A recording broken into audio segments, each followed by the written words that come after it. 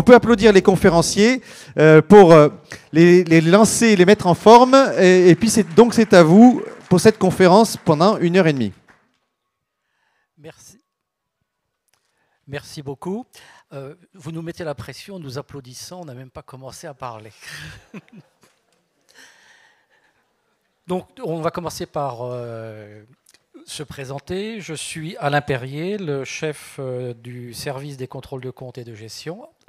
Et à côté de moi, Madame Joëlle Perrin-Guyenne, qui est contrôleuse de comptes et de gestion. Et nous sommes tous les deux salariés d'Arc Services. Cette année, la conférence est axée essentiellement sur les économies potentielles que l'on peut attendre d'un contrôle des comptes, parce que on sait que les copropriétaires doivent faire face à l'augmentation des charges courantes. Ils doivent également financer des travaux d'entretien et de rénovation, donc des travaux parfois importants. Et le problème, c'est qu'il faut quand même avoir la trésorerie pour le faire ou avoir les moyens de financer ce que l'on veut faire. Donc, le contrôle de compte va être une façon de voir est-ce qu'on ne peut pas faire des économies sur ce qu'on est en train de contrôler. Ce contrôle de compte que l'on va vous présenter, l'idée, c'est, en général, on le fait une fois par an, avant l'AG, mais un bon conseil syndical n'hésite pas à regarder régulièrement ce que fait le syndic et à se faire expliquer ce qui lui paraît étrange pour éviter de tout faire juste avant l'Assemblée générale avec la pression du temps.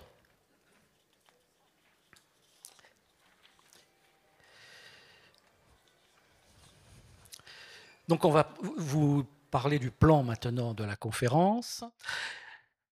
Donc, on va voir le rôle et l'organisation du conseil syndical. Ensuite, l'importance du contrôle des comptes et de la gestion. On va vous préciser que compte et gestion, ça va ensemble. On parlera du contrôle des charges et des produits courants. Ensuite, des travaux et opérations exceptionnelles. Ensuite, on va contrôler l'état financier.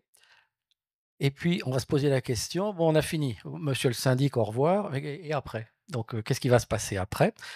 Et on vous dira également comment l'ARC peut aider le conseil syndical, et il y aura un temps d'échange avec des questions et des réponses. Alors, les questions, c'est vous, les réponses, on essaiera que ce soit nous, sachant qu'on va vous demander gentiment de ne pas nous interrompre, sauf, je sais pas, on dit une grosse bêtise, mais sinon, les questions, vous les poserez après, parce que si on les pose pendant, on aura du mal à s'en sortir. Diapo suivante, s'il vous plaît. Le rôle du conseil syndical. Donc, le contrôle des comptes, qu'est-ce que c'est? C'est une obligation légale, c'est-à-dire que la loi prévoit, c'est l'article 21 de la loi du 10 juillet 65, qui prévoit que le conseil syndical assiste et contrôle le syndic. Donc, c'est la loi. Et puis, la réglementation précise également que le conseil syndical, il contrôle la gestion et la comptabilité. Alors, c'est dans l'ordre.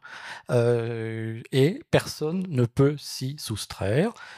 Donc, vous pouvez vous faire assister, vous avez le droit de vous faire assister, alors par l'ARC, évidemment, vous êtes ici, donc on vous parle de l'ARC. Et sachez bien que ni le syndic, ni l'Assemblée générale ne peuvent s'opposer au contrôle par le conseil syndical, même de manière indirecte, du style « Ah ben, si vous voulez faire un contrôle, il faut une décision de l'Assemblée générale. Si vous voulez qu'il y ait un contrôleur de l'ARC qui vienne, eh bien, il faut une décision de l'Assemblée générale. Et puis, on va vous limiter à 300 € par an pour dépenser, donc comme ça, vous ne pourrez pas faire de contrôle. » Eh bien, tout ça, non, ce n'est pas légal, ce n'est pas réglementaire, ça n'existe pas. Le conseil syndical peut contrôler, doit contrôler, et personne ne peut l'en empêcher. Diapo suivante, s'il vous plaît. Alors, le conseil syndical doit s'organiser. Alors, rassurez-vous, ce n'est pas une organisation très compliquée. Il faut juste déterminer quels sont les conseillers syndicaux qui vont contrôler les comptes, si possible stables, dans la mesure où c'est plus facile de contrôler des comptes quand on l'a déjà fait l'année d'avant, parce qu'on peut faire des comparaisons faciles. Ensuite, il faut au moins savoir un petit peu comment on va s'organiser pour contrôler. Donc, c'est bien d'avoir quelques formations pour connaître les bases. Donc, il y a des guides édités par l'ARC, il y a des ateliers du soir, des journées écolières, toutes choses qui vous sont proposées et qui peuvent bien sûr vous aider à savoir comment contrôler les comptes. Vous avez la possibilité de vous faire assister par l'ARC. Vous demandez un contrôleur de compte et de gestion qui vient vous assister pour faire ce contrôle. Et pensez au calendrier. Il faut anticiper par rapport à cette assemblée générale qui va arriver. Si possible, le contrôle, c'est après l'arrêté des comptes par le comptable, parce qu'avant, c'est difficile. Et puis, avant l'envoi de la convocation. Parce que si on fait le contrôle la veille de l'Assemblée générale, on va avoir du mal à s'organiser pour faire des modifications. Donc, ce qui est important de bien comprendre, c'est qu'on contrôle les comptes et la gestion. Parce que les comptes, ce n'est que le reflet de la gestion. Donc les comptes peuvent être justes, parfaits, impeccables, toutes mes factures, j'ai tout, c'est merveilleux. Mais si la gestion est mauvaise, eh bien les charges peuvent être beaucoup trop importantes. Et ça, il faut le déceler. Chaque justificatif de charge, alors on peut facture, bulletin de salaire, décompte, etc., doit être considéré quand on fait le contrôle. On ne met pas juste une croix, c'est là, tout va bien. On réfléchit, est-ce que ce que je suis la facture que j'ai, est-ce que par rapport au prix du marché, c'est correct ou pas? Et puis, est-ce que vraiment la copropriété en a besoin? C'est pas la peine de payer des contrats qui servent à rien ou des choses comme ça. Donc à chaque fois, j'ai ma facture. Bon, bah, c'est bien. Est-ce que je l'ai payé au bon prix à peu près? Et accessoirement, au fait, on en a vraiment besoin de ce contrat parce qu'il y a des contrats qui servent à rien et qu'il est urgent de supprimer. Diapo suivante, merci. Et maintenant, on va passer au contrôle des charges et des produits courants. Donc, qu'est-ce qu'on a pour faire ça? On a le relevé général des dépenses et puis l'annexe comptable numéro 3 et bien évidemment les factures. Alors, quand on parle charges courantes par rapport aux charges exceptionnelles, il y a quelque chose d'important, c'est qu'est-ce que c'est que les charges courantes? Donc, ça relève du budget prévisionnel. Bon, il y a les articles du décret de 1967 43, 44, 45 qui déclinent ce que c'est. Il faut juste se souvenir que quand on parle charges courantes, on parle entretien courant, c'est-à-dire maintien en état, prévenance des défaillances et menu réparation. En plus, bien sûr, des charges d'administration. Donc vous voyez que c'est quand même limité. Et il faut savoir, quand on fait un contrôle d'un exercice, toutes les charges courantes de l'exercice doivent figurer dans les comptes, même celles qui vont arriver le mois après la fin de l'exercice, puisque ça concerne bien l'exercice que l'on contrôle. Et on ne doit pas trouver dedans des choses qui n'ont rien à y faire, régularisation de l'année d'avant, encore l'année d'avant, c'est pas des charges courantes. Et bien évidemment, pas de travaux, pas de charges exceptionnelles dans les charges courantes. Les syndics adorent tout mélanger, surtout quand ils sont gênés. Donc c'est à nous, quand on fait le contrôle, de dire qu'est-ce que c'est que ça? Ça n'a rien à faire là. On n'en veut pas dans les charges courantes. Alors on va passer maintenant au personnel, et après je passerai la parole à ma collègue qui vous parlera des autres postes. Donc le personnel, normalement, d'un exercice à l'autre, le poste est stable. Je parle stable en masse salariale globale. Sauf incident, bien sûr. S'il y a des incidents, ça change. Incident, c'est maladie qui a duré, départ, embauche. Évidemment, ça a beaucoup changé la masse salariale. Donc, ce poste de charge demande des connaissances particulières pour être contrôlé valablement. Parce que, si vous voulez, si soit vous connaissez, donc vous savez, soit vous connaissez rien et bah, il faut vous faire aider parce que, c'est bien de lire une fiche de paye, mais qu'est-ce qu'il y a dedans? C'est juste, c'est pas juste, c'est bien, c'est pas bien, donc c'est nécessaire, de pouvoir regarder un petit peu ce qu'il y a dedans. Donc, sauf des erreurs ponctuelles du syndic, malheureusement fréquentes, comme vous le savez tous, les économies sont souvent structurelles, c'est-à-dire que c'est pas juste on va changer un petit truc par-ci par-là, c'est souvent structurel et ça doit être étudié en profondeur avant de pouvoir être mis en œuvre. Donc les points d'économie quand on s'occupe du personnel, donc c'est les erreurs ponctuelles dont j'ai parlé. Qu'est-ce que c'est? Une prime. Tiens, pourquoi le syndic a donné une prime? C'était Noël.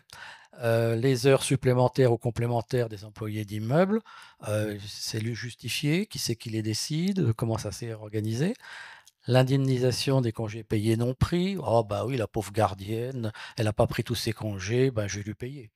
La maladie qui n'est pas traitée en paye, ça c'est technique, mais euh, très souvent on va payer et le complément de salaire et des charges sociales, en oubliant complètement les indemnités journalières de sécurité sociale, IJSS. Le pire étant, bien sûr, le gardien touche 90% de son salaire, c'est la convention collective, et il touche aussi les indemnités journalières de sécurité sociale. Lui, il s'enrichit, pas vous. Donc là, il y a un gros problème. Également, en piste d'économie, les remplacements onéreux à repenser. Il y a des fois, les remplacements coûtent une fortune, c'est pas normal. Les interventions d'entreprise pour des tâches contractuelles, le gardien il est payé pour faire de menus travaux, il ne les fait pas, on paye une entreprise pour les faire à sa place, on paye donc deux fois. Il y a des produits et fournitures très onéreux qui sont également à contrôler. On n'est pas une droguerie ou une quincaillerie, donc on doit acheter juste ce qu'il faut pour faire le nettoyage, par exemple. Et ensuite, la dernière chose, la structure peut être inadaptée, c'est-à-dire qu'il y a des unités de valeur ou des heures qui n'ont pas de rapport avec les besoins. Il y a des permanences inutiles à des prix exorbitants ou illicites. Ah tiens, il travaille le dimanche, mon gardien. Bah, c'est sympa, il travaille le dimanche, hein. Ah oui, il n'a pas le droit. Et nous, on n'a pas le droit de le faire travailler le dimanche non plus. Donc, vous voyez, il y a beaucoup de choses à voir quand on fait le personnel.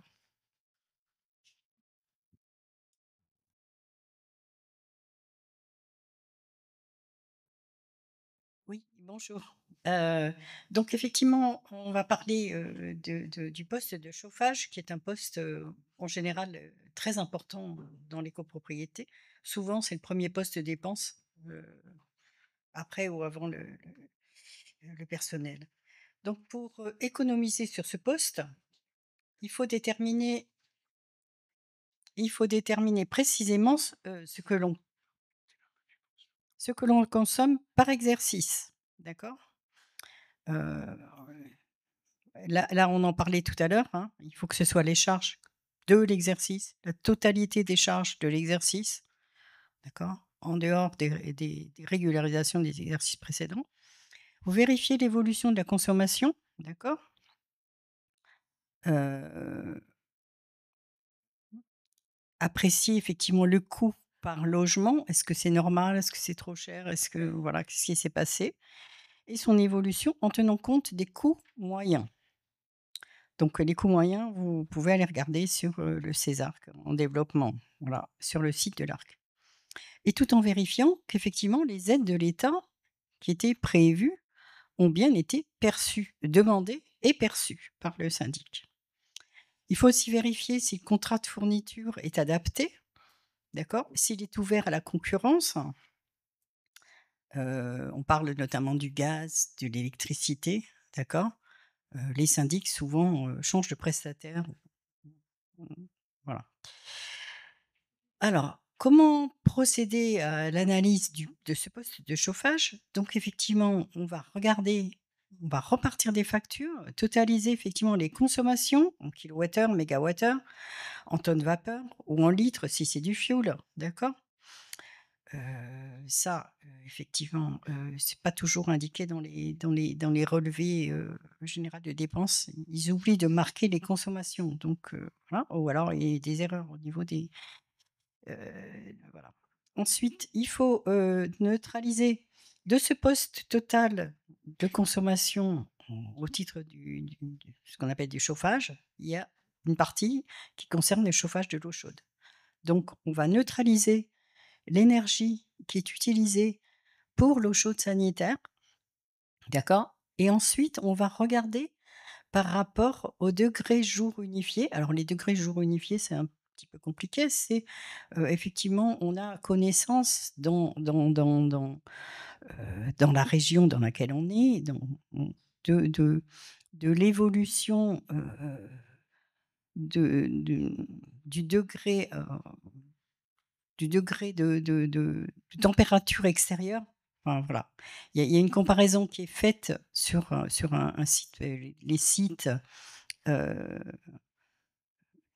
de de ce qui devrait être noté par région, par région. C'est-à-dire qu'on sait que, par exemple, cette année, bah, il a fait plus chaud que l'année précédente et donc il y a si vous voulez, un index qui est publié, d'accord, par les centres de météorologie et qui nous donne effectivement le degré de jour unifié. Donc on compare la consommation de votre copropriété par rapport à la consommation normale relevée dans la région. Voilà. Donc c'est ce qu'on appelle introduire les DGU. Ensuite, on compare effectivement, l'énergie, heu, qui est, consommée par votre copropriété, par rapport au DGU.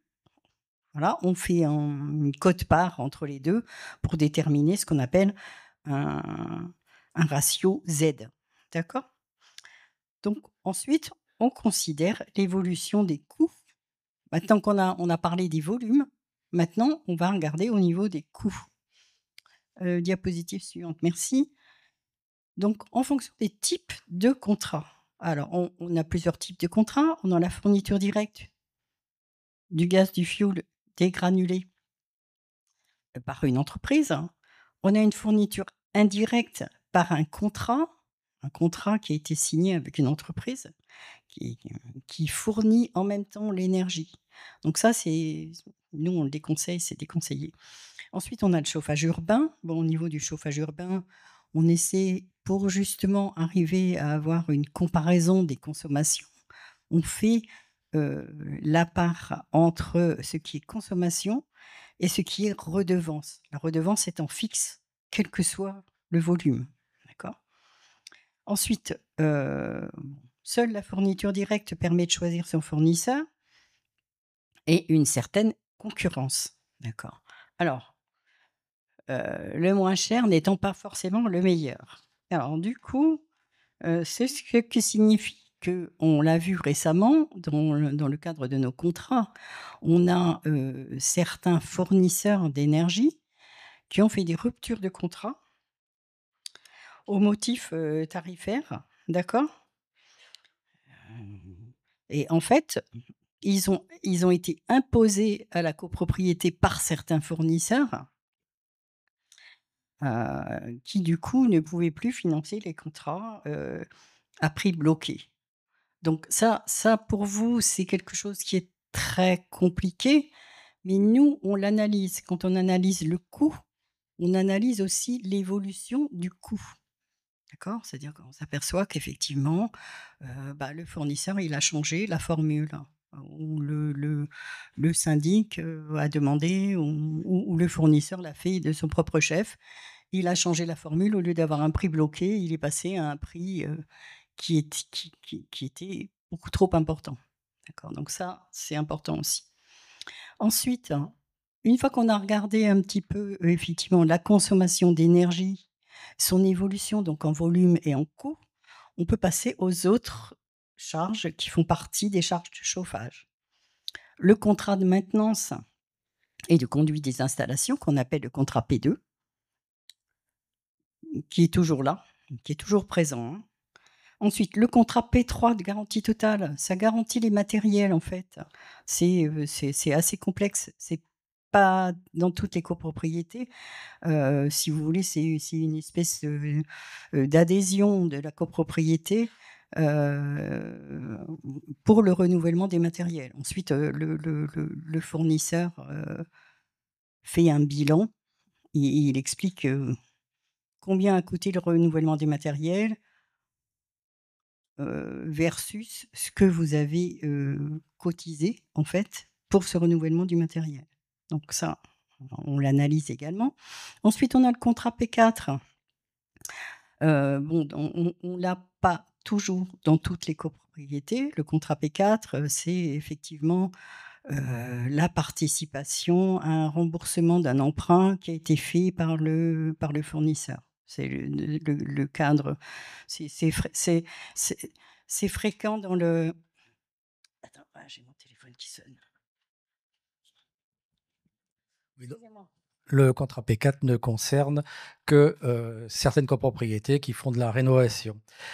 L'électricité, et il faut de l'électricité dans toutes les chaufferies et les sous-stations. S'il n'y en a pas, c'est pas possible que ça marche. Donc il y a un souci à vérifier au niveau du contrôle de compte. Excusez-moi. Donc, oui, effectivement, on a très souvent dans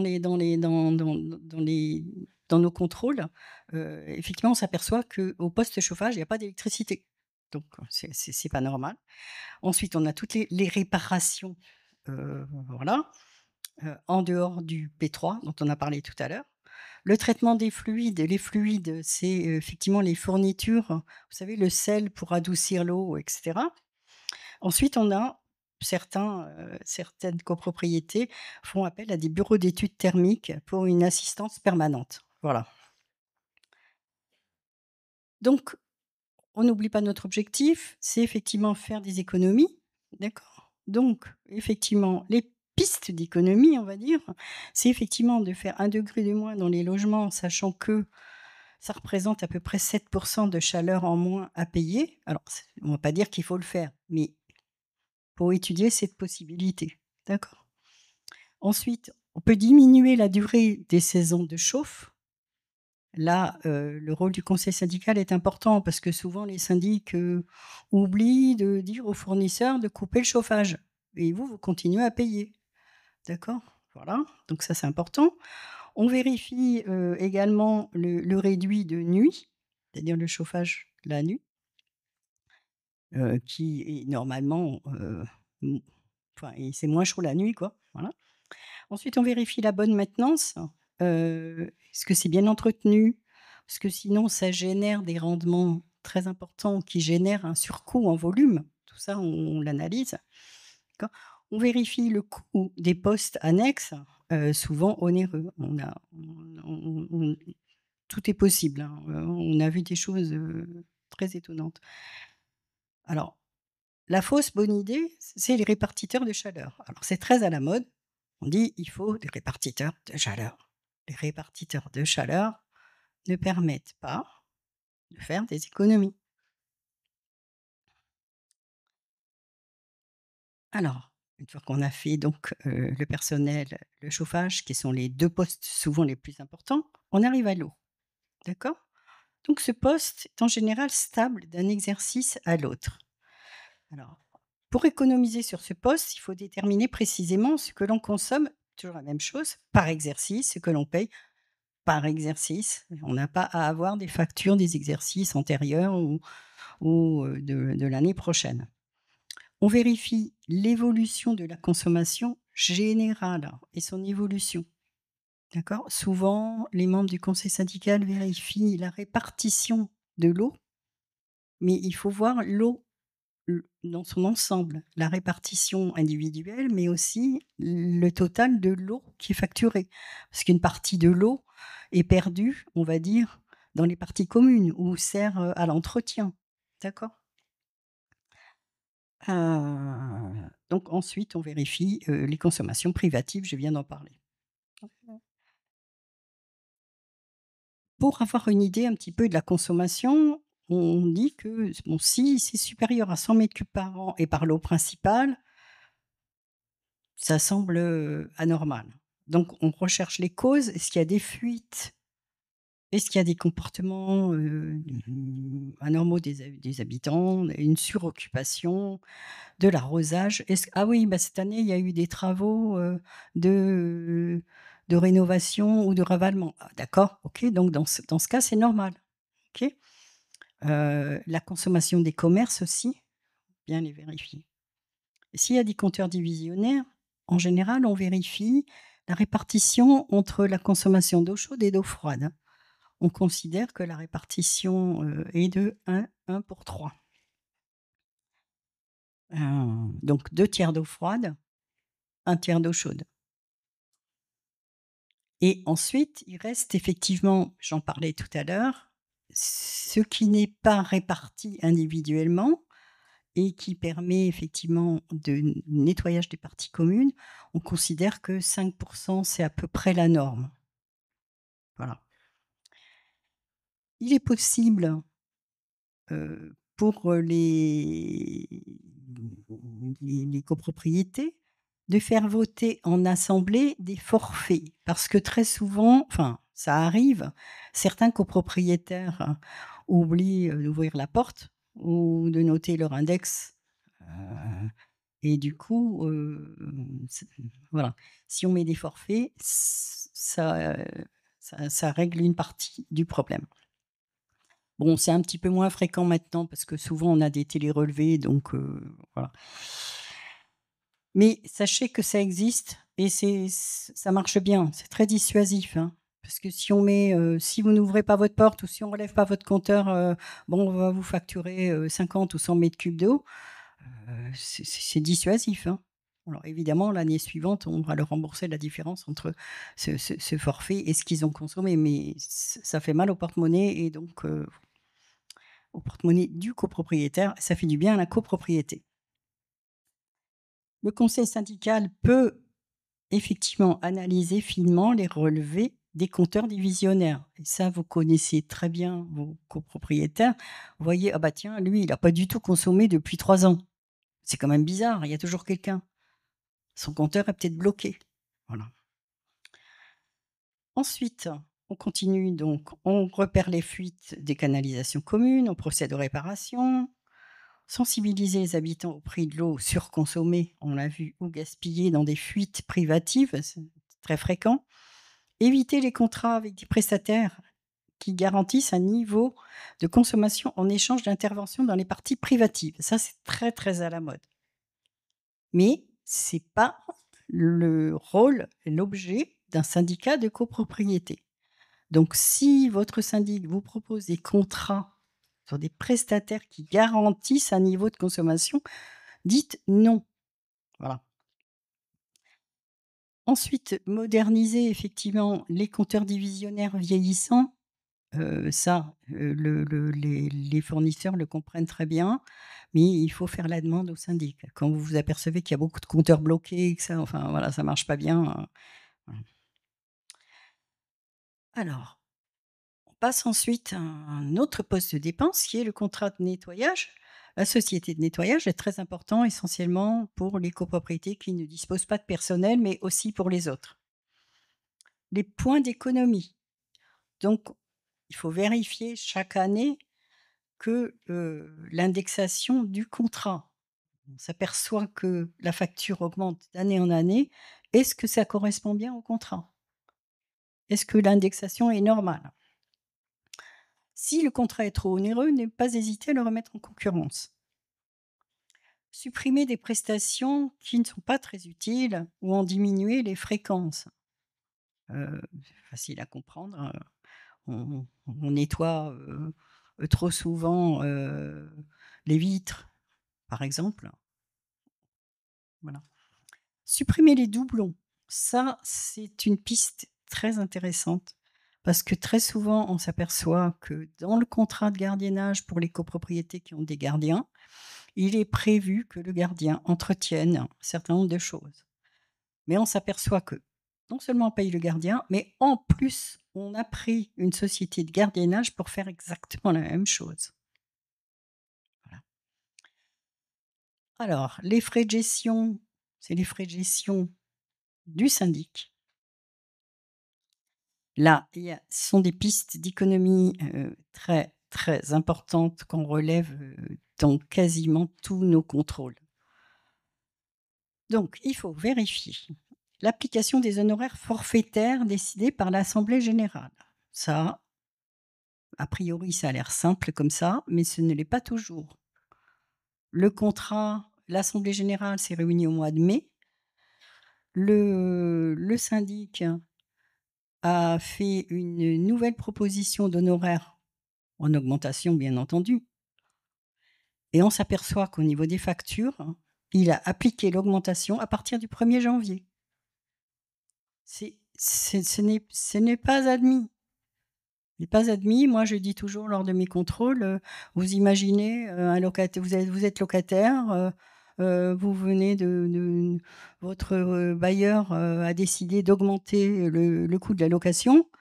vous signez en mars et hop, il vous fait un rattrapage depuis janvier. C'est pas possible. C'est exactement la même démarche. Alors là, il faut convaincre le syndic, hein. Il y a des arguments pour vous dire que oui, mais non. Enfin, non, c'est non. Voilà.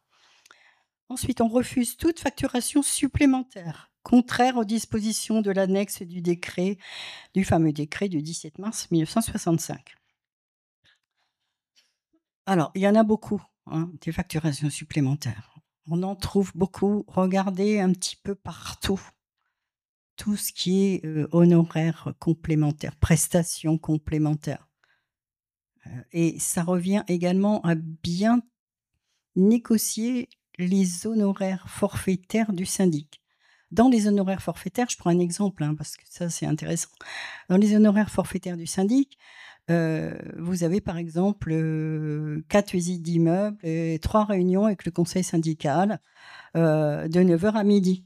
Alors que tous les membres du conseil syndical, évidemment, travaillent. Et les réunions du conseil syndical se font le soir. Donc, à chaque fois, ça va être facturé. D'accord ? Donc ça, vous négociez votre forfait lors du renouvellement ou de la signature du contrat. Vous dites, bah, écoutez, OK, mais ça ne nous sert à rien. Donc, est-ce que dans le cadre du forfait, on ne peut pas mettre des réunions du conseil syndical? Alors, vous en mettez moins, au lieu d'en mettre 10, si c'est une grosse copropriété, vous en mettez 3, mais de 18h à 20h, quand vous la faites. D'accord ? OK. Ça, c'est une chose. La deuxième chose, même si c'est bien négocié au niveau du forfait, les syndics, certains syndics, facturent quand même en doublon la réunion du conseil syndical, alors que c'était prévu. Enfin, voilà, c'est un exemple, hein, il y en a beaucoup d'autres. On vérifie la facturation des débours. Alors, les débours, c'est notamment les frais d'affranchissement. Les frais d'affranchissement, c'est pas un forfait, c'est pas 200 € par mois. C'est un débour. Un débour, ça veut dire ça doit être justifié, comme on dit dans les textes encore maintenant, au franc le franc, c'est-à-dire nombre de timbres multiplié par nombre de copropriétaires. D'accord ? Pour les lettres commandées, c'est la même chose. C'est le coût de la lettre recommandée. C'est pas un forfait. C'est la définition même du débour. Et c'est précisé dans le contrat type de syndic. Tous les frais autres d'acheminement, photocopie, envoi de... souvent, certains syndics confient ça à des prestataires extérieurs qui vont à la poste, qui font des photocopies et qui facturent tout ça avec en plus de la TVA. Ce n'est pas admissible. Si le syndic transfère cette charge à un prestataire, c'est son problème. Vous, c'est le nombre de timbres par le nombre de plis. Pour les convocations d'AG, les PV d'AG, les envois aux fournisseurs, etc. Et il ne faut pas oublier les factures qui sont cachées dans des comptes de réparation, par exemple. Au lieu de mettre en honoraire, le syndic a fait une erreur d'imputation. Voilà. Il a mis ça dans un compte de réparation. Il n'a pas fait exprès et il l'a mis là-bas. Donc, il faut bien le vérifier, le sortir et le contester. Alors, après, ça va être plus simple. Les assurances, les points d'économie sur les assurances. Supprimer les assurances annexes inutiles. Protections juridiques qui ne sont jamais mises en œuvre. Le tracteur ou la tondeuse autoportée qui a été vendu depuis, qui n'existe plus. Hein. D'accord ? Mais on continue à la payer. D'accord ? Le véhicule du gardien, non. Voilà. Évaluer le niveau de la prime en tenant compte des coûts moyens. Donc, effectivement, en allant sur le site de l'ARC, vous avez les coûts moyens. Il faut mesurer l'évolution de la prime. Ah, la prime d'assurance, elle a augmenté de 10%. Pourquoi ? Alors, effectivement, il faut voir peut-être que c'est une copropriété qui a beaucoup de de sinistres, donc il faut demander un relevé de sinistralité. Quoi qu'il en soit, il faut que cette augmentation soit justifiée. Ensuite, on détermine la marge de négociation pour diminuer la prime, donc ce que je viens de dire, selon la sinistralité. Diapo suivante, s'il vous plaît. Les contrats d'entretien et de maintenance. Alors, les pistes d'économie. Il faut supprimer les contrats inutiles. Désinsectisation amiante, des portes qui ne sont pas basculantes, etc. Le conseil syndical se pose la question à chaque fois, l'intérêt, l'utilité de ce contrat. Supprime les équipements de sécurité non obligatoires. Alors, les équipements de sécurité non obligatoires, notamment, je pense à tout ce qui est défibrillateur. C'est très à la mode. Les syndics installent des défibrillateurs partout. C'est pas obligatoire. Ça sert pas forcément parce que personne ne sait s'en servir dans la copropriété. Et une fois que l'équipement est installé, ça génère des coûts d'entretien. C'est le cas également pour certains extincteurs qui sont installés partout, alors que la réglementation impose des extincteurs dans certaines parties de la copropriété. On vérifie les taux de TVA. Il y a beaucoup d'erreurs au niveau des taux de TVA. On remet en concurrence effectivement tout contrat qui est jugé onéreux. Ensuite, les réparations courantes. Donc, les points d'économie, bon, il faut exiger le respect du seuil de consultation du conseil syndical par le syndic. Vous savez, vous avez voté en assemblée générale un seuil de consultation du conseil syndical maximum. Il faut s'y tenir. Vérifier l'imputabilité au syndicat des copropriétaires et le taux de TVA des réparations. Est-ce que c'est vraiment la copropriété? Est-ce qu'il ne s'est pas passé 2 fois, 3 fois? Voilà. Prévoir les réparations de conservation en assemblée générale à la suite d'interventions ponctuelles récurrentes. Et vérifier le prix facturé, toujours la même chose, par rapport au prix du marché. Les ascenseurs, les points d'économie, supprimer les abonnements téléphoniques au profit des cartes GSM. Ça, maintenant, ça va être une obligation. Attention, le coût d'installation des GSM, il y a un coût au départ, il faut vérifier. Remettre en concurrence les contrats de maintenance devenus onéreux, refuser tout contrat supplémentaire lié par exemple au contrôle quinquennal. Le contrôle quinquennal, il doit se faire. C'est pas la peine d'avoir un contrat supplémentaire pour le contrôle quinquennal. Vérifier l'adéquation des contrats de fourniture d'électricité. Analyser les réparations facturées, souvent attribuées à du vandalisme, une utilisation inappropriée de la vétusté. Donc ça, voilà. L'électricité générale. Poste important. On vérifie l'adéquation des contrats de fourniture d'électricité aux besoins réels. D'accord? Est-ce que la puissance est adaptée?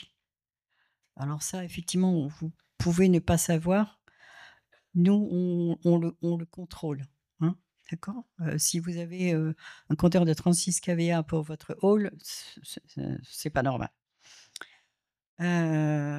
Ensuite, revenir aux tarifs réglementés. On en parle beaucoup en ce moment à la télé.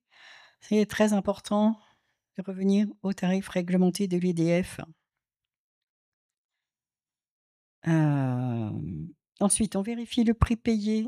Il n'est pas excessif.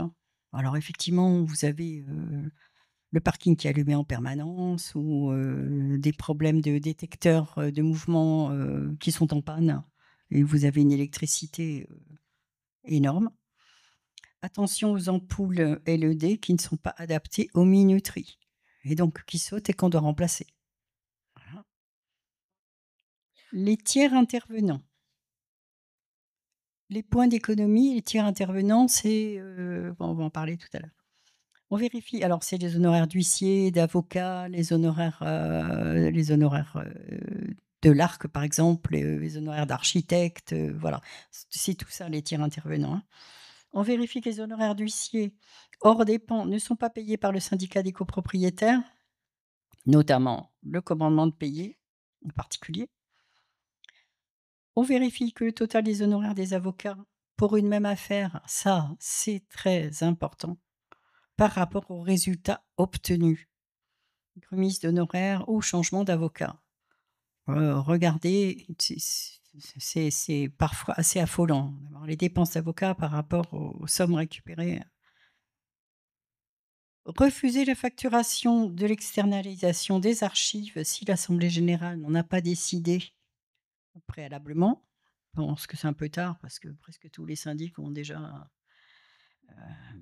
externalisé les archives, mais si ce n'est pas le cas de votre copropriété, refusez-le. Refusez les experts inutiles mandatés par le seul syndic. Et les autres charges et produits, on vérifie que tous les loyers attendus sont bien comptabilisés. Qu'ils soient payés ou pas, on s'en moque. Il faut qu'ils soient comptabilisés. Enfin, on s'en moque. On ne se moque pas, mais il faut qu'ils soient comptabilisés. On vérifie que les indemnités d'assurance attendues sont bien comptabilisées également. Indemnité d'assurance immédiate, indemnité d'assurance différée. C'est-à-dire, les indemnités d'assurance sont toujours payées en deux fois. Une fois 90% et une fois présentation des factures pour les 10% restants. Si le syndic ne transmet pas les factures, vous perdez les 10%. On vérifie que le syndic ne compense pas les charges et les produits des procédures judiciaires pour faire passer des honoraires illicites. Là, c'est un peu complexe, mais c'est très important. Vous avez un jugement, par exemple, pour des impayés d'un copropriétaire. Le jugement dit que effectivement, vous percevez effectivement des indemnités, d'accord ? Mais par la même occasion, dans le jugement, il est dit qu'il y a un certain nombre de dépenses qui ont été imputées au copropriétaire que le juge refuse de prendre en compte. Et donc, ça revient dans vos charges. Donc là, il y a tout un débat. Il faudra se poser la question pourquoi, comment, le détail. Etc. Nous, on les analyse. Hein. Mais certains syndics, volontairement ou pas d'ailleurs, ça peut être aussi leur logiciel, noient le poisson. C'est-à-dire vous avez les recettes en moins, toujours en moins, hein, les recettes. Et puis dedans, vous avez un plus, mais c'est pas clairement indiqué frais rejetés. Hein. C'est marqué dépenses, enfin c'est voilà. Et parfois même, c'est également positionné dans les petites réparations. Voilà. On refuse que les charges d'ASL, d'AFUL ou du syndicat principal figurent dans les comptes du syndicat.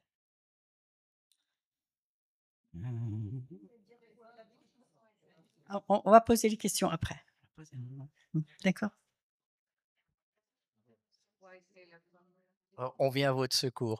ASL, Association des syndicats libres. AFUL, Association foncière urbaine libre. C'est des statuts, si vous voulez. Vous connaissez le statut de la copropriété, dans les grands ensembles qui regroupent plusieurs copropriétés, voire des bâtiments de la mairie ou autres. On a donc ce que je viens de vous dire. Et vous pouvez être, vous, en syndicat secondaire. Vous avez un bâtiment, vous êtes mis en syndicat secondaire. Et il existe un syndicat principal de plusieurs bâtiments. Ce sont des organisations de grosses copropriétés. Désolé pour ces sigles.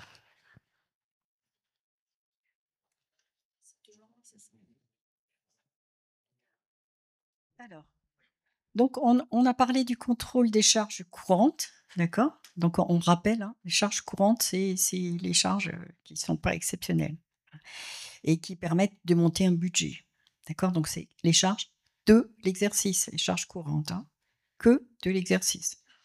Ensuite, on contrôle les opérations exceptionnelles et les travaux terminés. Donc, alors, il y a 2 annexes comptables qui sont prévues. L'annexe comptable numéro 4, c'est les travaux qui sont terminés. D'accord ? Donc, dans cette annexe comptable, vous avez les dépenses qui ont été constatées, d'accord? Les provisions qui ont été appelées et il vous ressort un écart, d'accord? Donc soit vous avez dépensé plus que ce qui avait été voté au titre des travaux et des honoraires sur travaux, d'accord? Si vous avez dépensé plus, vous avez un solde, d'accord? Qu'il faudra que vous payiez à la fin, d'accord? Donc l'annexe 4 présente effectivement le bilan des travaux qui sont terminés. Juste une petite remarque, pour que ça puisse passer. Alors, c'est voté en assemblée. En assemblée, vous votez que les travaux de ravalement sont terminés, d'accord? Et que, eh ben, vous devez remettre la main au porte-monnaie parce qu'on n'avait pas suffisamment budgété. Et donc, vous devez payer en plus certaines sommes. D'accord? Donc, c'est quelque chose qu'il faut surveiller. Les travaux, pour qu'ils soient considérés comme terminés, ils doivent être entièrement payés. Voilà. Ensuite, on va passer à alors, les pistes 4, les pistes d'économie. Donc, on exige une résolution spécifique en assemblée pour approuver ou non chacun des travaux et opérations exceptionnelles. Il faut le demander. Il ne faut pas que le syndic se contente de mettre une annexe 4 et puis vous dise on a approuvé les travaux. L'Assemblée générale approuve les travaux de l'annexe 4. Non. Une résolution pour chaque travaux. Les petits travaux d'aménagement d'ascenseur, les petits travaux. Une résolution pour chaque travaux. Vérifier que le budget voté en assemblée est le bon. Le syndic indiquant souvent le montant qu'il a appelé. Exiger la justification de tout dépassement de dépenses, refuser toute fausse charge exceptionnelle. Parce que souvent, comme on a trop dépensé dans les charges courantes, hein, on a trop dépensé dans les charges courantes, on va rebasculer une partie dans cette annexe 4 et vous ne voyez rien du tout. Donc, dans cette annexe 4, au niveau du réalisé, les travaux qui ont été votés pour la rénovation de l'ascenseur, c'est que les travaux votés pour la rénovation de l'ascenseur. Ensuite, attention, les vraies économies se situent au moment de prendre la décision de réalisation, bien entendu. Donc une fois, je suis trahi, ça y est, ça marche. Une fois qu'on a vérifié donc les opérations courantes et les opérations exceptionnelles, on va contrôler l'état financier. Qu'est-ce que c'est que l'état financier? C'est l'annexe comptable numéro 1. Donc là, on va s'occuper des lignes qui peuvent générer des économies pour la copropriété. Donc, en haut à droite, on a ce qu'on appelle les provisions et les avances. Alors, il faut bien comprendre une chose, parce que souvent, c'est mal compris par les conseils syndicaux. En haut à droite, il y a écrit provisions et avances, c'est ce qu'on a appelé. Ce n'est pas ce qui a été payé. C'est pour ça que des fois, on peut avoir, on va prendre un exemple, un fonds de travaux de 10 000 euros, et le syndic, mais vous êtes un affreux, on vous a dit 10 000, et sur mon livret, je ne vois que 8 000. Rendez-moi mes 2 000. Alors c'est un peu simpliste, parce que le syndic ne place pas ce qu'il appelle, il place ce qu'il encaisse. Si tout le monde paye, il y aura 10 000. Si tout le monde n'a pas payé, il n'a pas 10 000 à placer. Donc bien comprendre qu'en haut à droite, c'est ce qu'on a appelé, c'est pas ce qu'il y a en banque. Donc la question à se poser pour faire des économies, bon, je vois tout ce qu'on a appelé, toutes les avances, toutes ces choses-là. On a vraiment besoin de tout ça? Si la copropriété marche mal, oui, on a besoin. Si la copropriété marche très bien, peut-être bien qu'on pourrait rembourser une partie des avances aux copropriétaires. Décision à prendre en assemblée générale. Ensuite, on a en bas de ce cartouche ce qu'on appelle les travaux en cours ou non terminés, qui sont détaillés dans l'annexe 5. C'est tous les travaux qui ne sont pas terminés. On a vu tout à l'heure les travaux terminés, annexe 4. Là, on est dans l'annexe 1, détaillé dans l'annexe 5. C'est les travaux en cours. Mais on jette un œil dessus. On ne va rien décider. L'Assemblée générale ne va rien décider. Mais c'est peut-être l'occasion de se dire, dis donc le syndic, là, les travaux, là, ça fait 10 ans qu'on a décidé, puis on en fait quoi, là? Il se passe rien, on a sorti des provisions, ben, c'est peut-être le moment de reprendre des décisions actualisées. Donc on récupère des provisions inutiles. Ensuite, on a dans l'annexe 1 les créances, ça se passe en bas à gauche, et comme les créances, ça veut dire on nous doit des sous. Donc on va regarder en bas à gauche qui c'est qui nous doit des sous. Alors les copropriétaires, ça c'est facile, hein, copropriétaires, impayés. Donc disons le syndic, tu fais quelque chose pour récupérer les impayés. Donc source d'économie aussi, c'est de faire payer les copropriétaires et regarder comment fait le syndic pour faire payer ses copropriétaires. Ensuite, on voit souvent des fournisseurs qui nous doivent des sous. Bah, les fournisseurs, normalement, ils ne doivent pas d'argent. Mais on en trouve souvent. Alors qu'est-ce que c'est? Ça peut être des acomptes ou des arts, enfin c'est plutôt des acomptes en copropriété qui ont été versés. Bah, dis donc, ça fait 5-6 ans qu'on a payé l'acompte, là il y a un problème. Donc, syndic, qu'est-ce que tu as fait pour récupérer les sous? Et puis, vous avez ensuite tous les autres comptes, hein, les débiteurs, comptes d'attente, etc. Il faut regarder ce que c'est, parce que on nous doit des sous. Qu'est-ce que c'est? Et des fois, on peut récupérer des choses en disant, dites donc, là, il y a un problème, le syndic n'a pas fait ton boulot, bah, tu sors ton chéquier et tu nous payes ce que tu as laissé partir. Ensuite, en bas à droite de cette annexe 1, on a les dettes. Là, c'est nous qui sommes censés devoir des sous. Alors, les copropriétaires qui ont payé en avance, on les remercie généreusement, même si parfois c'est pas volontaire, mais ça donne de la trésorerie. Alors c'est pas perdu, hein, leur compte va être mis à jour au fur et à mesure.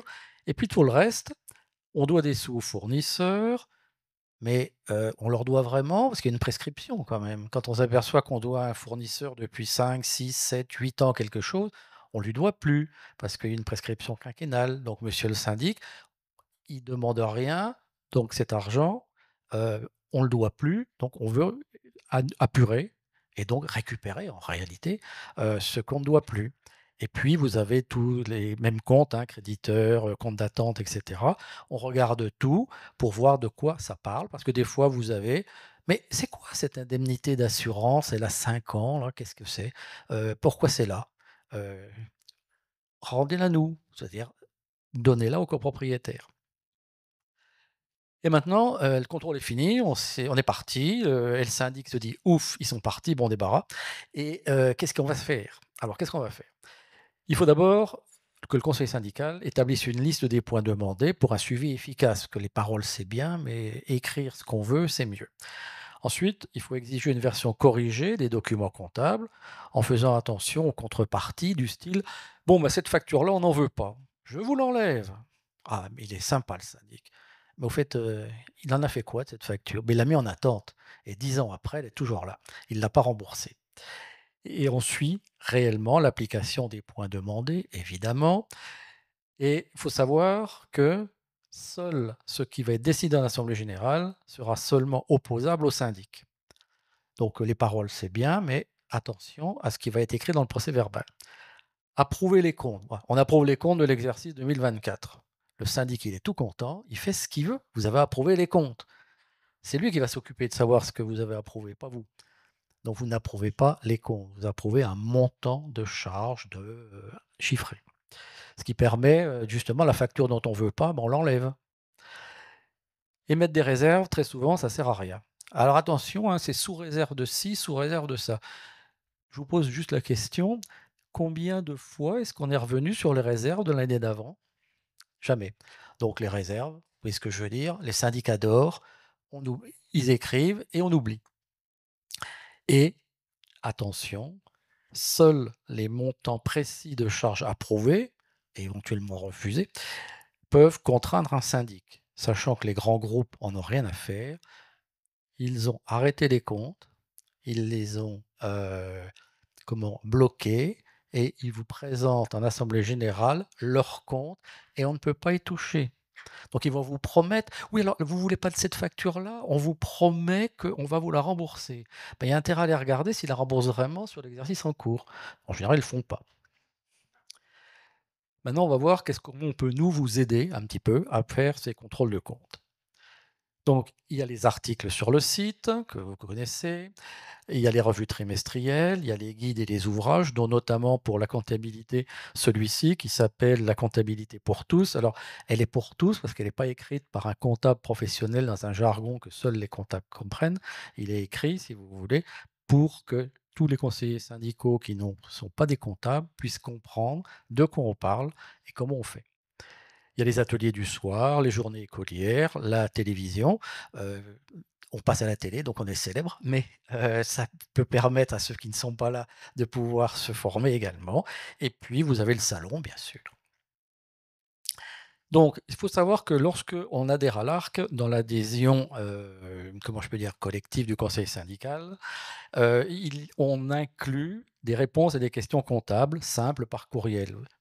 Je ne comprends pas ce que mon syndic fait là, donc c'est une question précise que vous posez par mail et mes contrôleurs de compte et de gestion répondent.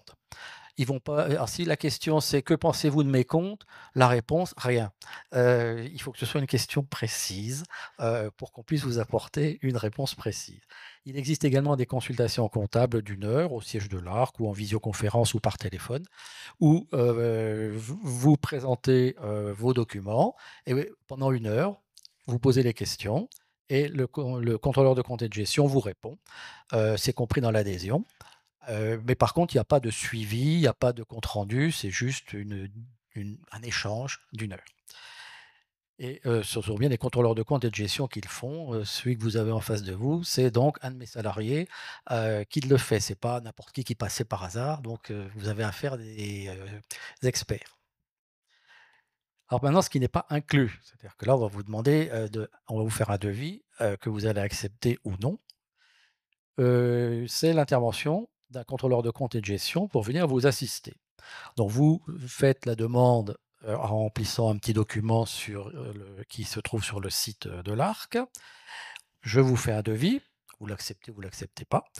Et il faut savoir que ce devis, il est là en application de l'article 27 du décret du 17 mars qui dit que le conseil syndical peut se faire assister, pour faire simple, par qui il veut. Donc, c'est le conseil syndical qui demande le devis et qui signe le devis. Et ce n'est pas l'Assemblée générale, ce n'est pas le syndic, ce n'est pas je ne sais pas qui. C'est vous qui êtes décideur. Alors, parfois, il faut savoir prendre la décision en conseil syndical. Ce n'est pas le président qui décide tout seul dans son coin ou un conseiller, c'est le conseil syndical, c'est-à-dire la majorité du conseil syndical. Et il faut prendre ses responsabilités. On y va, on est d'accord, on demande le devis et on le signe. Et on ne demande pas, monsieur le syndic, est-ce que si vous avez le temps, si vous avez rien de mieux à faire, vous pouvez nous le signer? Non. Ah ben, excusez-moi de vous avoir dérangé. Non, c'est vous qui décidez. Donc, qu'est-ce qu'on fait? On fait des contrôles de compte et de gestion complets, c'est un exercice ou plusieurs, on vous fait un rapport. On va s'occuper des travaux, des opérations exceptionnelles, pareil, on fait un rapport. Les impayés, il y a des fois, vous voulez savoir comment ça se fait, pareil, on analyse et on fait un rapport. On fait aussi des simples diagnostics comptables, c'est-à-dire qu'on ne s'occupe pas de la gestion, on s'occupe juste de la comptabilité, on vous fait un compte-rendu. On peut également analyser des bulletins de salaire, des contrats de travail, et carrément, si vous voulez, on fait tout le poste. C'est-à-dire que j'ai 3 gardiens, on a 100 lots, est-ce que c'est normal? Je vais vous dire a priori non, mais le non va être écrit sur 10 pages en vous expliquant ce que vous pouvez faire. On fait des consultations comptables personnalisées, c'est-à-dire 1 heure, ouais, bon, c'est bien gentil, mais c'est un peu juste. Donc, vous pouvez demander une consultation comptable personnalisée, sans limite de temps. Vous serez facturé autant, il ne faut pas rêver. Mais au bout d'1 heure, on ne s'arrête pas et on vous fait un relevé de conclusion. Et puis, vous pouvez demander un petit peu ce que vous voulez. Tout figure sur notre site, c'est l'onglet Services, définition et tarifs. Nous avons terminé. Je vais juste, avant de passer aux questions-réponses, répondre à une question on a parlé tout à l'heure des ampoules LED et en vous disant attention, les ampoules LED, si elles ne sont pas faites pour les minuteries, elles vont claquer. Alors, les ampoules LED, je ne vais pas faire de la technique, mais ça se met en chauffe, ça chauffe beaucoup, et les minuteries, je chauffe, je redescends, je chauffe, je redescends. Il faut des ampoules spéciales minuterie. Voilà pourquoi on vous parlait de ça. Maintenant, c'est une des personnes qui organise la technique qui va passer avec le micro. Seul celui ou celle qui a le micro pose la question et nous, on tâchera d'y répondre. Et on s'arrête à 13h parce qu'on doit rendre la salle. Bonjour, merci pour votre intervention. Moi, j'avais une question concernant l'eau. Nous avons donc Veolia comme fournisseur. Veolia nous fait parvenir chaque année des factures qui sont en fait des forfaits. Et puis on nous rembourse par la suite le montant en fait réel consommé. Moi j'ai un peu le sentiment que Veolia se fait une trésorerie conséquente sur notre dos et bien évidemment la place sur les marchés. Donc nous on pourrait tout à fait l'utiliser et se faire rémunérer aussi et ce n'est pas le cas. Donc qu'est-ce que vous en pensez ? Alors pour Veolia Eau, il y a deux choses. Première chose, il y a une avance sur consommation qui est facturée vers le mois de janvier, avance sur consommation qui est remboursée ensuite en décembre. C'est dans leur règlement et on n'a pas le choix, on est obligé d'y passer. Ensuite, Veolia Eau ne facture pas de forfait, il facture des estimations, que ce soit Veolia ou Suez ou qui vous voulez, il facture des estimations. Parce qu'ils n'ont pas relevé le compteur. Et les estimations, elles peuvent être effectivement à la hausse. Bah oui, ils ont besoin de trésorerie ou moins. Alors, une chose qui n'est pas inutile, c'est de se dire, bon, est-ce qu'on va leur dire, le syndic, vous appelez Veolia, vous exigez qu'ils viennent. Oui, bah, il aura un commercial très poli, très gentil, qui va lui promettre qu'ils vont passer, puis ça s'arrêtera là, ce n'est pas le commercial qui viendra. Par contre, vous, conseil syndical, vous savez où ils sont vos compteurs, vous y avez accès, vous savez lire un compteur. Eh bien, rien ne vous empêche, 15 jours, 3 semaines avant la période de facturation, d'aller regarder l'index du compteur et de le passer à Veolia par Internet. Vous pouvez demander au syndic les coordonnées qui vont bien pour vous ouvrir un compte. Alors, pas un compte de payeur, hein, ce n'est pas vous qui allez payer les factures, mais ça permet de donner votre index et de vous aurez des factures qui tiendront la route.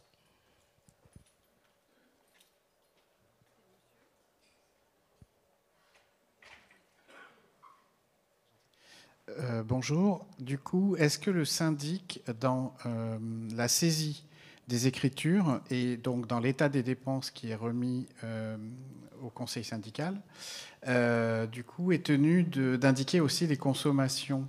Il le fait de manière plus ou moins épisodique en fonction des contrats, mais si le conseil syndical donc, qui contrôle, hein, épluche bien sûr toutes les factures, du coup, ça veut dire qu'il faut qu'on saisisse dans un fichier, etc. Et voilà, comment ça se passe? Donc, effectivement, bon, le syndic n'a aucune obligation. Par contre, vous pouvez lui demander de le faire. Il faut savoir que oui, souvent, surtout certains grands syndics délèguent la comptabilité à quelqu'un d'autre. Donc, ça va être compliqué. Mais demandez-leur, d'accord, de le faire. Je pense que voilà, il faut l'exiger, il faut le demander, parce que les petits tableaux Excel, ça va à un moment donné, mais c'est vrai que c'est quand même assez lourd. Et puis, c'est très important. Voilà. Alors, non seulement, si vous voulez bien faire les choses, non seulement vous demandez à ce que dans le libellé des écritures comptables, ils vous mettent la consommation en kilowattheure, enfin bref, la consommation, mais qu'ils vous mettent également la date de la période de référence. Ça, c'est l'idéal. Je pense que c'est une question de conviction. Discutez avec votre syndic, il peut le faire.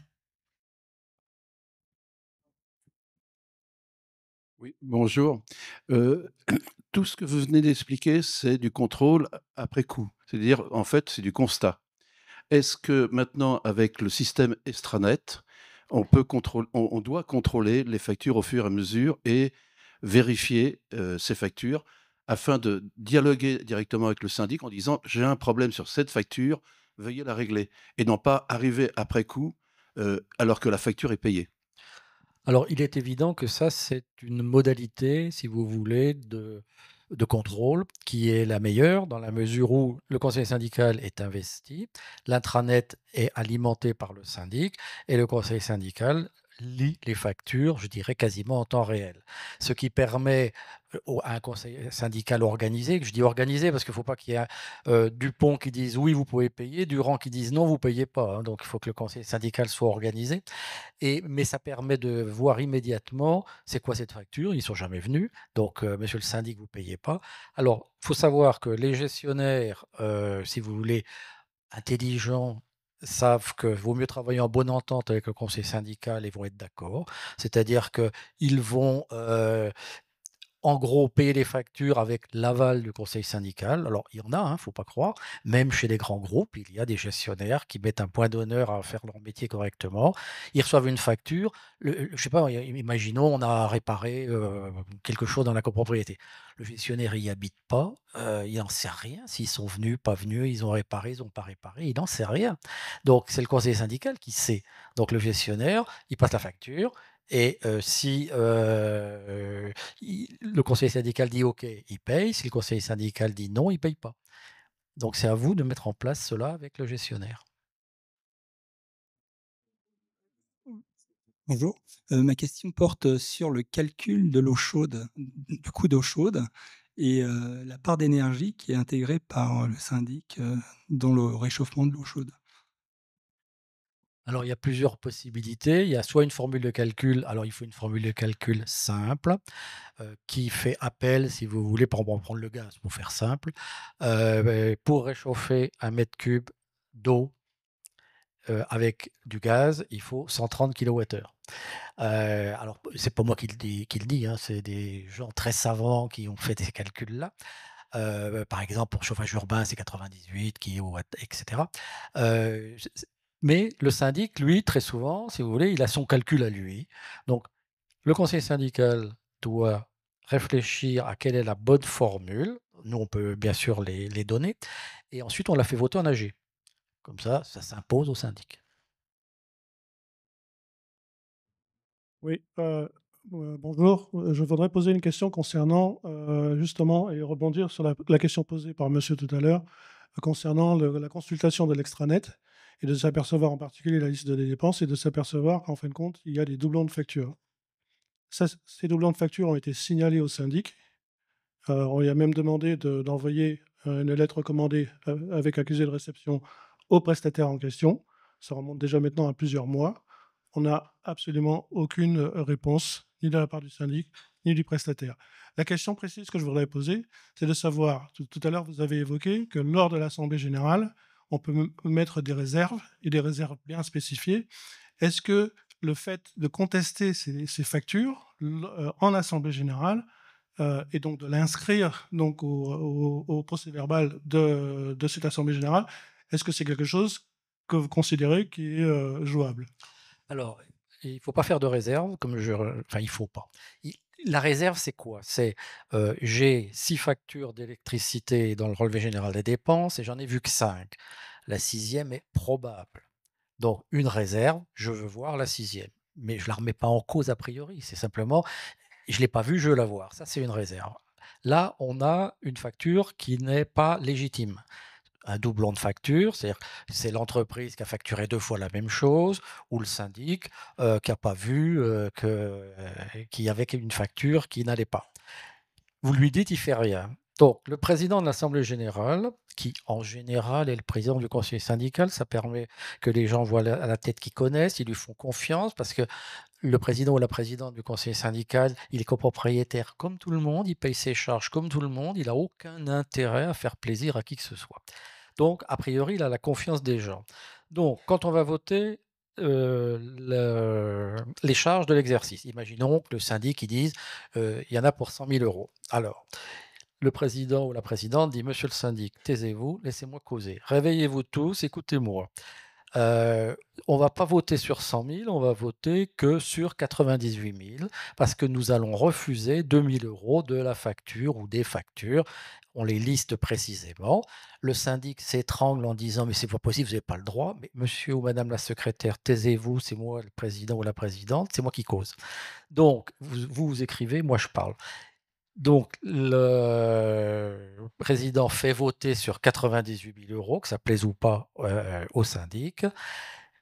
Si l'Assemblée générale vote 98, eh bien, le procès-verbal doit bien marquer 98, moins les deux, en 2 mots ou 3 mots, hein, les factures. Le président regarde ce que l'autre écrit sur son ordinateur, éventuellement lui tape sur la tête en disant: «Tu as entendu ce qu'on a dit?» Non, parce qu'il faut parfois marquer son territoire. Alors, on va pas le frapper, mais il y a des fois, il mériterait. Et c'est parce que ça, c'est opposable au syndic. Il ne pourra pas répartir les 2000 qui sont refusés.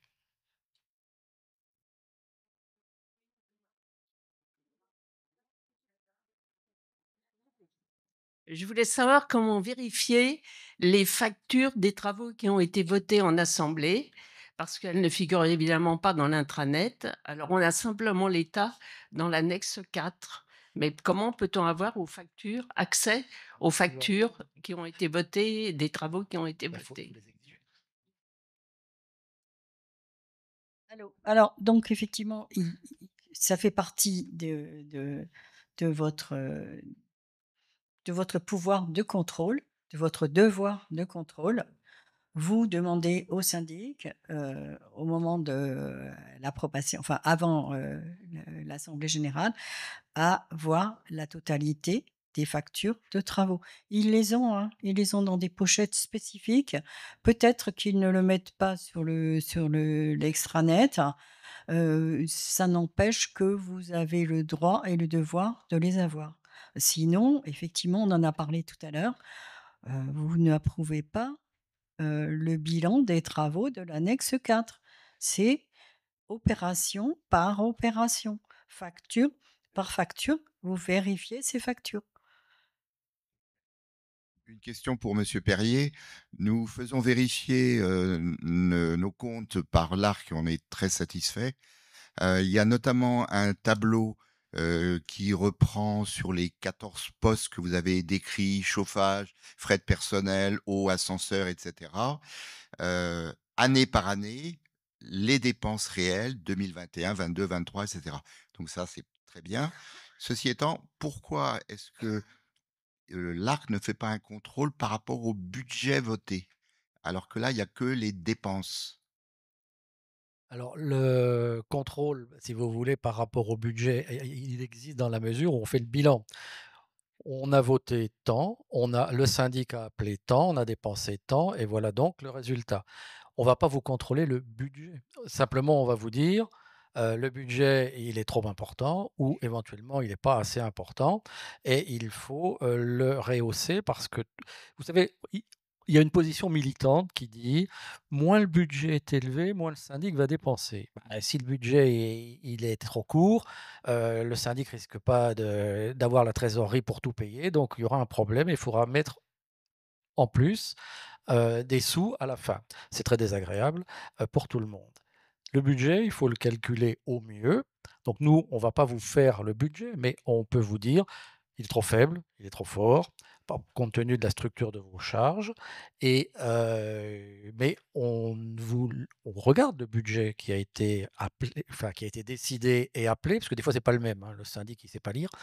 Et ce budget, c'est plus vous qui allez savoir, parce que nous, on connaît pas votre copropriété. On regarde ce qu'il y a, on se doute de beaucoup de choses, mais si l'année d'après, vous avez décidé, je sais pas moi, de descendre le chauffage de 2 degrés, nous, on le sait pas. Et on va vous dire: «Bah, le budget, il faut qu'il soit ça», mais vous avez des éléments de connaissance que vous seuls, conseillers syndicaux, connaissez. Donc on peut vous aider, mais on peut pas faire le budget à votre place.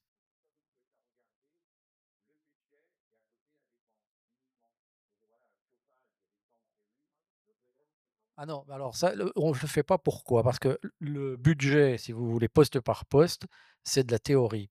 Le syndic, il appelle, un budget, prévisionnel, il appelle un montant global et il gère un montant global. Parce que sinon, vous imaginez bien, j'ai, un budget pour les petites réparations de 10 000 et puis, ben mince, je vais être obligé de le dépasser parce que j'ai des grosses, enfin grosses, j'ai des colonnes qui, il faut les changer et on parle entre 1500 et 2000 € à chaque fois qu'on s'occupe d'une colonne en fonte. Ah bah, non, je répare pas, hein, j'avais 10 000, moi je ne dépenserai pas 12 000. Vous resterez avec votre fuite jusqu'à la prochaine AG. Donc il faut voir qu'on, traite un budget global en prévisionnel. Oui, merci. Nous avons un chauffage collectif et des compteurs qui ne tournent pas parce que certains, je veux dire, les ferment parce qu'ils sont chauffés par les autres appartements qui sont autour. Donc il y a 10% à peu près d'appartements qui ont 0 compteur. On a la clé de répartition 30-70. On vient d'avoir Citia en 2023 qui a racheté notre syndic et je n'arrive pas à voir donc au bout ils ont mis 1 an à mettre sur le site intranet externet les données comptables et on n'arrive pas à voir l'application des 30% dans le chauffage et des 70%. Il n'y a pas 2 lignes. Comment on peut le voir systématiquement dans les... Alors c'est assez complexe, c'est pour ça que les répartiteurs de chaleur, on n'en pense pas que du bien. Mais si vous voulez, il faut savoir déjà que sur les 30-70, ce ne sont pas, c'est juste, si vous voulez, le combustible en fait, qui est là-dedans. Et très honnêtement, c'est pas facile à faire en comptabilité, mais les comptables ont du mal. Donc très souvent, vous vous apercevez que c'est parce que le comptable n'a pas bien maîtrisé tous ces calculs que il ne va pas vous expliquer parce que lui-même, il n'a pas bien compris ce qu'il a réussi à faire avec le logiciel. Mais il doit quand même, et c'est la moindre des choses, vous dire, eh bien, voilà la somme que j'ai prise, voilà les 30%, et voilà les 70%. Oui, bonjour messieurs, dames. Avant notre assemblée générale, la dernière, même je dirais à la dernière réunion, on nous a présenté un état des dépenses avec une série de factures que l'on devait depuis X années. Mais on n'a eu aucun détail. De toute façon, à l'assemblée générale, on a refusé de payer. Que pouvons-nous faire ? Bien, de toute façon, le syndic vous doit les factures. Il doit présenter au conseil syndical l'intégralité des documents comptables. D'accord. Donc, il faut exiger. Ensuite, bien, on en a parlé tout à l'heure. Et doublement, on parlait tout à l'heure du budget. Le budget se base sur les dépenses courantes, en dehors des dépenses exceptionnelles dont vous parlez, qui sont des dépenses des exercices antérieurs. Il faut demander effectivement les factures concernées. Et si vous ne les avez pas, vous procédez comme on en a parlé tout à l'heure, c'est-à-dire que vous approuvez les comptes à hauteur de 100 000 € moins les factures X, Y et Z qui font un total de... Voilà, c'est la seule façon de procéder. Et vous pouvez demander au syndic, par lettre commandée, de vous envoyer ces factures.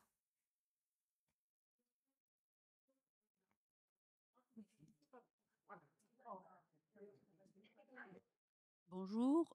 Bonjour. Déjà, merci pour cette conférence qui m'a confortée dans certaines données que j'ai. Je reviens par rapport aux factures sur exercice antérieur. Ça fait des années que je dis à nos différents syndics que nous avons eus qu'en N+1, c'est-à-dire par exemple en 2025, nous ne pouvons pas comptabiliser, par exemple, la consommation d'électricité sur 2024.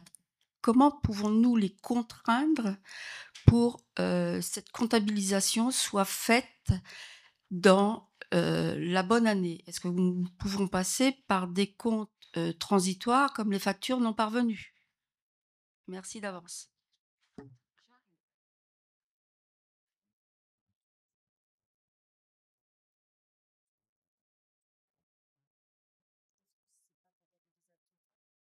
Donc, si vous voulez, les factures, là on parle de charges courantes, l'électricité.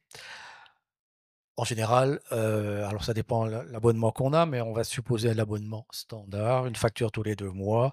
Donc ça fait 6 factures par exercice et on ne met pas du 2025 en 2024 ou du 2024 en 2025. Après, il faut bien regarder, si vous voulez, il est plus important d'avoir 6 factures bimensuelles dans un exercice et on ne va pas couper la dernière facture en petits morceaux pour dire bah, attendez, on va mettre un peu d'abonnement par-ci, un peu de consommation par-là, parce qu'il faut quand même rester un peu simple. Donc, j'ai mes 6 factures. Oui, il y a peut-être la dernière qui est un peu décalée, c'est pas grave. Maintenant, si elle est complètement décalée, il faut dire au syndic bon, bah écoutez, on va appliquer la réglementation. Hein, 2024, c'est 2024, 2025, c'est 2025. Si vous ne comprenez pas ce que je vous dis, attention, en assemblée générale, on va vous refuser la 2025. Il n'y a rien à foutre dans les 2024. Bah, la conséquence, c'est qu'une fois que vous refusez la facture, il ne peut pas la répartir. Donc, il va être obligé de la mettre au bon endroit. Bonjour. Doit-on obligatoirement augmenter le syndic chaque année parce qu'il le marque dans son contrat de syndic? Deuxièmement, où figurent les frais payés par ceux qui sont débiteurs et est-ce que ces frais reviennent au syndicat à la copropriété? Alors oui, c'est obligatoire de payer son syndic 10% de plus par an. Bon alors. Bon, évidemment que non, bien évidemment que non. Bon, je vois que vous suivez, je vous remercie. Donc, rien n'oblige à augmenter le syndic et bien évidemment, le syndic, il a aussi une société à faire tourner. Donc, lui, il a payé un peu plus cher ses salariés, un peu plus cher l'électricité, et cetera. Donc, il essaye bien sûr de dire: «J'ai besoin que vous m'augmentiez». Mais c'est une négociation, c'est une négociation. Il faut éviter de négocier le contrat de syndic pendant l'assemblée générale. Ça se négocie avant entre le conseil syndical et le syndic. Il faut dire au syndic, vous ne nous prenez pas pour des imbéciles. Si vous nous imposez votre contrat la veille de l'AG et on va le découvrir avec tous les autres copropriétaires en AG, ben ça va être simple. Votre augmentation, ce sera 0. On va faire voter 0. Et vous ne pouvez pas, mais bien sûr que c'est qu'on peut. C'est nous qui décidons, c'est pas vous. Donc, première chose, négocier avant. Il est normal d'avoir un accord entre le conseil syndical et le syndic où on négocie une augmentation acceptable. Vu les inflations qu'il y a eu, il est normal que le syndic veuille être payé plus. Mais c'est vous qui négociez avec lui quelque chose de raisonnable. S'il fait bien son boulot, ben vous allez l'écouter bien. S'il n'a rien foutu, ça va être non, non, à la limite, vous devriez baisser. Et ensuite, quant aux frais, si vous voulez, des débiteurs, il faut savoir qu'il y a une réglementation très précise, et enfin plusieurs réglementations, mais puisqu'on parle des débiteurs, qu'est-ce qu'un syndic a le droit de faire payer à un débiteur? Eh bien, pas grand-chose. Parce que les frais d'avocat, non, jamais. C'est le code de procédure civile, les frais d'avocat sont toujours imputables au syndicat des copropriétaires. Point terminé. On ne peut pas voir d'honoraires d'avocat facturés à un copropriétaire. Même le plus méchant des débiteurs, le juge ne les acceptera pas parce qu'il dit, attendez, le juge, c'est moi qui décide. Article 700 du Code de procédure civile, c'est moi qui décide, c'est pas vous. Donc, on ne peut pas les facturer directement. Pour les huissiers, on ne peut pas facturer ce qu'on appelle les dépenses, c'est-à-dire les frais liés à la signification ou à l'assignation. Ça, pareil, c'est le syndicat des copropriétaires. On peut juste facturer le commandement de payer. Ça, c'est le copropriétaire qui peut se le manger tout seul. Quant aux honoraires de syndic, la réglementation, elle est simple. Je n'ai pas le droit de facturer 1 centime au syndicat des copropriétaires. Voilà, c'est simple, c'est pas prévu, je ne peux pas. Donc je ne peux facturer mes honoraires que seulement au débiteur. Mais je ne peux lui facturer pas grand-chose. Je peux lui facturer une mise en demeure, une relance après mise en demeure, et ensuite, éventuellement, des suivis de dossiers sur des diligences exceptionnelles. Qu'est-ce que c'est qu'une diligence exceptionnelle? Alors, ce n'est pas marqué dans la loi ou la réglementation, mais on peut penser que le syndic va avoir un travail très particulier si on est en train de poursuivre quelqu'un qui est décédé, c'est une succession, c'est pas facile. Donc oui, là, il peut dire, attendez, là, j'ai des frais quand même différents. On peut aussi avoir quelqu'un domicilié à l'étranger. Essayer d'envoyer une lettre recommandée dans certains pays d'Afrique, bah, ça les fait bien rigoler parce que ça n'existe pas chez eux. Donc, vous pouvez envoyer ce que vous voulez, c'est pas délivré. Donc, c'est plus difficile. Et puis, vous avez parfois dans certaines copropriétés des ambassades qui ont acheté un appartement, qui ne payent pas, évidemment. Eh bien, ou la famille royale de tel pays du Golfe, qui ne paye jamais rien. Et ces gens-là, pour les faire payer, il faut demander poliment au Quai d'Orsay d'abord, avant d'engager les poursuites. Donc, oui, ce sont des diligences exceptionnelles. Mais le propriétaire standard, on ne peut pas lui facturer tout ça. Alors, qu'est-ce qui se passe? Le syndic ne se gêne pas. Je facture tous les trimestres, frais de suivi, frais de ci, frais de ça, etc. Le juge, il fait son boulot. Non, non, non, non. Et quand on fait le total, eh bien, le copropriétaire, finalement, on lui demandait de payer, je dis un chiffre au hasard, 10 000 euros. Le juge, avec son stylo, il dit, bah non, il ne doit que 5 000. Que fait le syndic? Le juge a dit qu'il ne devait que 5 000. Donc les autres 5 000, c'est le juge qui l'a dit, c'est vous qui allez les payer. Ben non, il n'a pas dit ça, le juge. Le juge, il a dit, je refuse que le copropriétaire les paye. Et ensuite, c'est à vous de regarder le jugement. Il y a des frais d'avocat? Oui, malheureusement, c'est à nous de les payer. On aurait dû les payer depuis longtemps. Il y a des dépens d'huissier? Oui, c'est pareil. Mais c'est quoi tous ces honoraires là, illicites, interdits, que vous avez mis? Vous croyez qu'on va les payer? Des clous, on ne les paiera pas. Et c'est cela qu'il faut refuser. Oui, oui, en AG, bien sûr. Non, mais ça fait rien. Vous les refusez. Il faudra bien qu'ils les rendent. J'ai une question subsidiaire sur le contrat de syndic, une AG qui a lieu classiquement en juin. Est-ce que le contrat, et je suis là, le contrat est signé, le contrat en cours est signé jusqu'au 31 décembre. Est-ce qu'il peut faire redémarrer son contrat au 1er juillet? Ça, c'était ma première question. Et la deuxième, c'est, vous avez parlé d'appels de fonds non consommés. Comment ils sont, et qui devaient être rendus aux copropriétaires, comment? Est-ce que c'est dilué dans le budget de l'année suivante ou est-ce que ça doit être rendu Alors, les comptes, si vous voulez, s'arrêtent, on va dire, au 31 décembre, par exemple. On fait le bilan au 31 décembre. Provision, on va dire, provision 200 000 et les dépenses 180. Donc, il y avait 1 000 de trop. Ceux-là sont restitués aux copropriétaires au jour de l'Assemblée générale qui approuve les charges. Ils sont pas reportés. On n'est pas une entreprise. Donc, on est obligé de répartir. S'il y en a trop, on restitue. S'il n'y en a pas assez, on demande la suite. Ensuite, pour ce qui est du contrat, le syndic, normalement, s'il dit rien, son nouveau contrat part à partir du jour de l'Assemblée générale, mais le Code civil n'interdit pas aux parties de s'entendre pour, par exemple, dire que le prix du contrat, ce sera pour l'exercice comptable. Tout dépend de ce que dit l'Assemblée générale. Si elle dit rien, il est hors de question d'aller facturer, comme on l'a dit tout à l'heure, rétroactivement des choses. Mais si l'Assemblée générale l'a décidé en toute connaissance de cause, le Code civil ne l'interdit pas. La dernière question. Alors, donc c'est la dernière question. Hein. Bonjour, alors j'ai de la chance si je suis la dernière. Alors je vous explique un peu mon cas, c'est qu'on a changé de syndic de copropriété à peu près un an et quelques mois, parce qu'on avait des conflits d'intérêts avec l'ancien syndic qui était également gestionnaire de plusieurs lots pour une indivision et également locataire de son agence immobilière au sein de l'immeuble, donc dans la boutique. Enfin bref, il y avait beaucoup de choses qui étaient compliquées.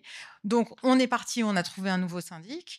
Simplement, depuis, moi, je n'arrive pas à mettre la main sur notre comptabilité. C'est-à-dire que je leur ai téléphoné, j'ai fait un peu comme Louis de Funès, où est notre argent? On ne sait pas s'il y a de la trésorerie, on ne nous montre rien. Alors, qu'est-ce qu'on doit faire? Enfin, moi, je suis novice, je connais rien à rien, donc j'ai l'impression que je suis perdue quand vous racontez tout, mais on a besoin d'aide, donc je voulais savoir concrètement ce qu'on doit faire, s'il vous plaît. Votre nouveau syndic, il est tenu de vous dresser des comptes. Pour ça, il a besoin de documents. Donc, il est nécessaire qu'il obtienne de l'ancien syndic tous les éléments. Si l'ancien syndic est un margoulin qui veut rien donner, eh bien, le nouveau syndic, il y a une procédure qui consiste à aller voir le président du tribunal judiciaire. Et la procédure est prévue dans la loi de 65 pour le mettre en demeure et ensuite de faire condamner sous astreinte à donner les documents. Attention, il va être condamné à donner les documents qu'il a, il ne va pas être condamné à donner ce qu'il n'a pas. S'il n'a pas les documents qu'il devait avoir, ça peut arriver, il n'a pas fait la compta ou je ne sais pas quoi, on ne va pas pouvoir le condamner à donner ce qu'il n'a pas, on va le condamner à réparer le préjudice qu'il a créé, parce que le nouveau syndic, il va falloir qu'il se fasse la comptabilité, et il va vous les faire payer, hein, en disant « Attendez, vous êtes gentil, mais moi je vais passer des heures et des heures, je vais vous les facturer ». Mais à ce moment-là, on va assigner l'ancien en disant « T'es bien gentil, préjudice, tu payes ». Voilà. Merci pour cette présentation. Alors, j'avais une question juste à vous poser. On peut les applaudir, oui. Est-ce qu'on peut engager la responsabilité civile du syndic? Juste oui ou non? Oui. Ah ouais, voilà, c'est le thème de la conférence à 14h. Donc, on vous encourage, cher public, à revenir à 14h. Merci, cher conférencier.